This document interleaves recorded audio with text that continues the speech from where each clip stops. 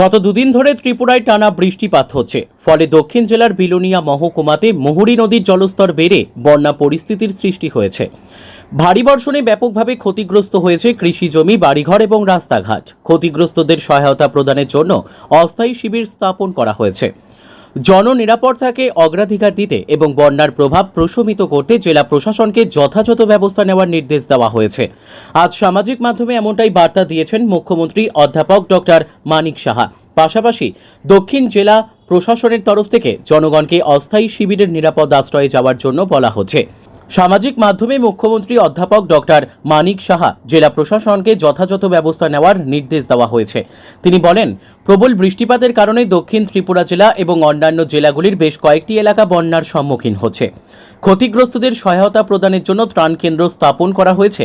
তিনি আরও বলেন, জননিরাপত্তাকে অগ্রাধিকার দিতে এবং বন্যার প্রভাব প্রশমিত করতে জেলা প্রশাসনকে যথাযথ ব্যবস্থা নেওয়ার নির্দেশ দেওয়া হয়েছে। তাছাড়া দক্ষিণ জেলা প্রশাসনের সামাজিক মাধ্যমে জনগণকে ওই শিবিরের নিরাপদ আশ্রয়ে যাওয়ার জন্য বলা হচ্ছে।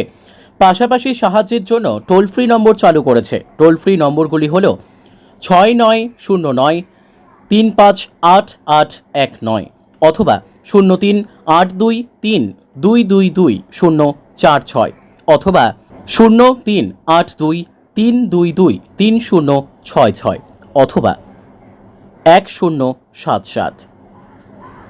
Bureau report, news daily Bharat.